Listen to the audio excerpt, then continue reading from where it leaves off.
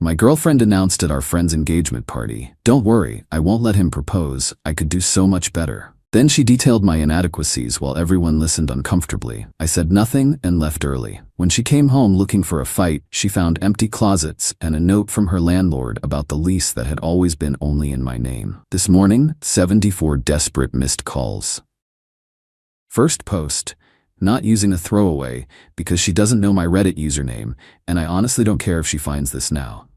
Last Saturday night changed everything. My girlfriend Amanda, 29, and I, 31, were at my best friend Mike's engagement party. We've been together 3 years, living in her apartment for 2. I say her apartment because that's what everyone thought. More on that later. The party was at Mike's parents' backyard. About 30 people, string lights, champagne towers, the works.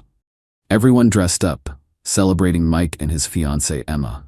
I've known Mike since college, and Emma had quickly become one of my favorite people. They're solid, the kind of couple that makes you believe in partnerships. I was talking with some college friends when I noticed a small crowd forming around Amanda. She'd been drinking steadily since we arrived, and her voice carries when she's tipsy. I caught the tail end of whatever story she was telling as the group erupted in laughter.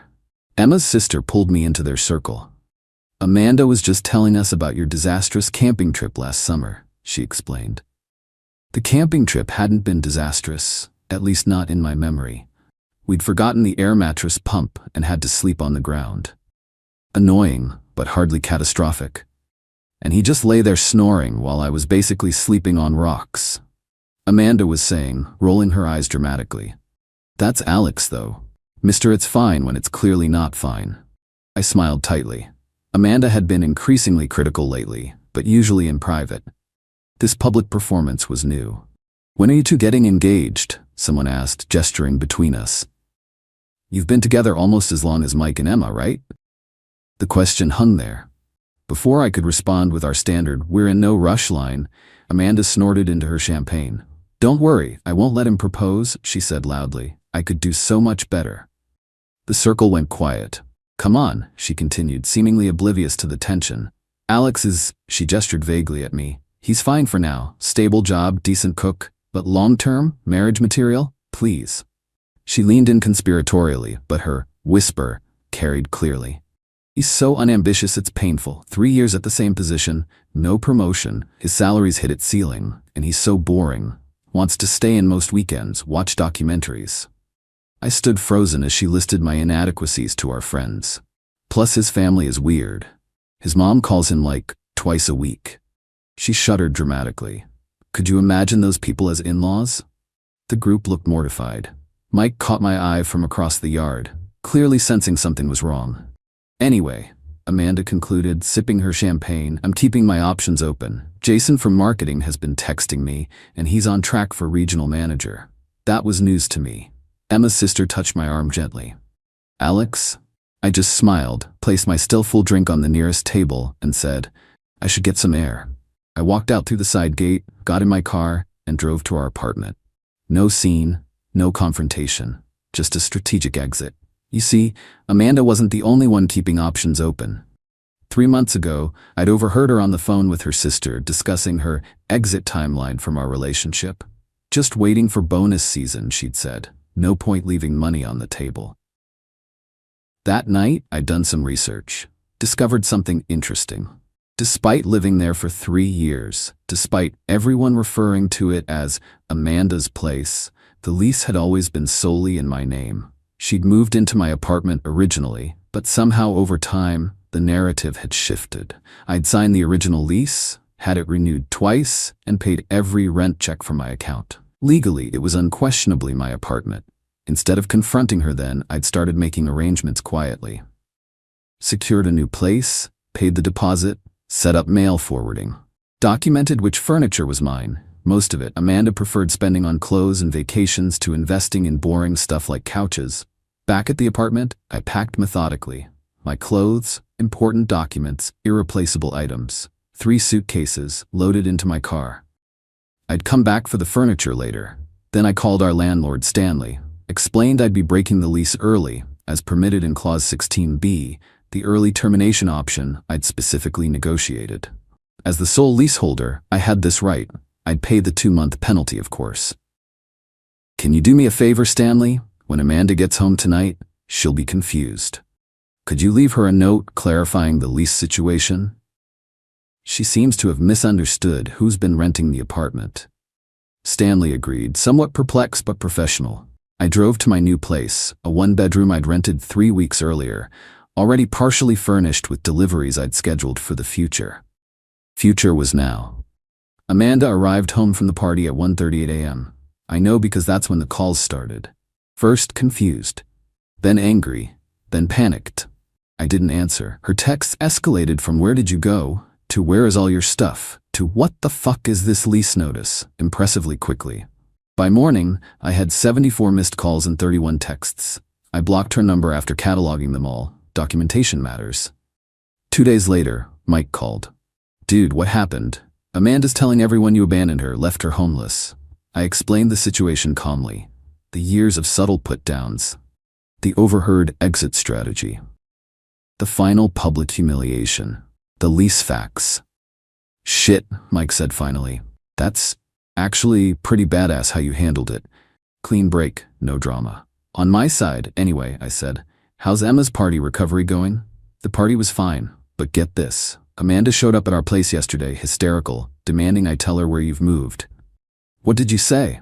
"That I didn't know, which is true. Then Emma told her to leave before she called the police.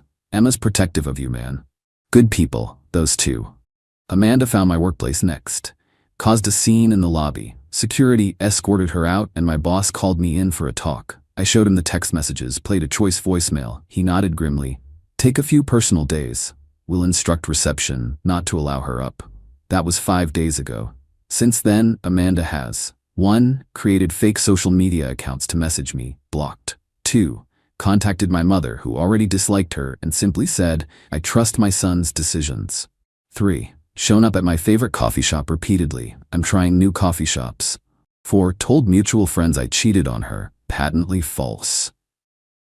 5. Left a tearful apology on my work voicemail, saved for documentation. 6. Emailed that she's keeping the apartment, factually impossible. Yesterday she somehow got my new email, probably from a mutual acquaintance, and sent a long message explaining that she was just joking at the party, that Jason means nothing, that I've overreacted dramatically to harmless comments. Said she's always seen a future with me, and I've ruined everything over nothing. I replied with a single attachment, audio of her exit timeline conversation that I'd recorded 3 months ago. Nothing else in the body of the email. Probably unnecessary, but I wanted her to understand this wasn't an impulsive decision. That was 26 hours ago. No response yet. I'm settling into my new place. Had lunch with Mike and Emma yesterday. They're firmly in my corner. Started therapy, which has been insightful. Apparently, I've been ignoring red flags because they appeared gradually over time. The strangest part? I feel relieved. 3 years with someone who saw me as a placeholder, a for now option, while she waited for something better. Now I'm the one who's found something better. Self-respect. Update 10 days later. Thanks for all the comments and support. Several developments worth sharing. The lease situation resolved exactly as expected. Stanley confirmed Amanda moved out after realizing she had zero legal claim to the apartment. She tried arguing that her emotional equity and the fact that our friends knew it as her place somehow translated to legal rights. Stanley, to his credit, simply pointed to my signature on every document. My mother called to tell me Amanda showed up at my parents' house, 2 hours away, unannounced. Mom invited her in, listened politely to her tearful explanation, then said, "My son doesn't want contact with you. Please respect that, or the next conversation will be with law enforcement." Mom later texted, "Never liked her. Your father agrees." Parents with boundaries are a gift. The most surprising development. I received an email from Jason, yes, the marketing guy Amanda mentioned. Turns out he had no idea she was in a relationship. They'd been talking for weeks, and she'd presented herself as single. He apologized for his unwitting role in the situation and sent screenshots of their conversations as proof. I thanked him for his honesty and wished him well. Work has been understanding. Security protocols remain in place, but Amanda seems to have stopped trying there after being escorted out twice more. Several mutual friends have reached out after hearing her side to get mine. Most have been supportive once they learn the full story. The few who've taken her side? I consider it a convenient filtering mechanism for relationships not worth maintaining. For those who asked about the furniture, I hired movers during a time I knew Amanda would be at work. They were in and out in 90 minutes with everything that was mine.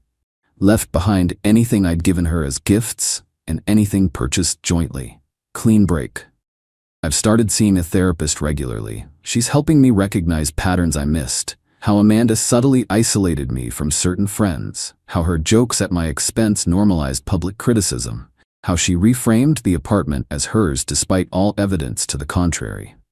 The most common question in my DMs: did you plan this all along? Not initially. After overhearing her exit timeline, I started documenting and making contingency plans, but I wasn't planning to execute them immediately. The engagement party was simply the catalyst that showed me who she really was, not just to me, but to everyone who mattered. Edit woke up to hundreds of new comments. Quick responses to frequent questions. Yes, recording the exit timeline conversation was legal in my state. One-party consent. No, I don't feel guilty about the homelessness accusations. Amanda makes good money, has family in the area, and according to mutual friends, moved in with her sister immediately. She was never at risk of actual homelessness. Several people have suggested I was too calm, and this must be fake. When someone shows you who they are, believing them the first time saves a lot of drama. I'd already mourned the relationship during those 3 months of planning. By the time the engagement party happened, I was emotionally checked out, just waiting for confirmation that I wasn't overreacting. She provided that confirmation in front of 30 witnesses. To clarify the timeline, I signed the new lease 3 weeks before the party, but had been apartment hunting for about 2 months. The furniture deliveries were scheduled with flexible dates, which I adjusted once I moved out. For those concerned about the long term, I'm doing well. Better than expected. Started hiking on weekends, something Amanda always called pointlessly walking in dirt. Reconnected with friends I'd seen less during the relationship. Even went on a casual coffee date yesterday. Nothing serious, just remembering what normal, respectful interaction feels like. Final thought. Someone messaged asking if 3 years was too much to throw away over one incident. It wasn't one incident, it was a pattern revealed in one unmistakable moment. Sometimes clarity comes in a whisper, sometimes in a public announcement at your best friend's engagement party. Either way, when it comes, listen.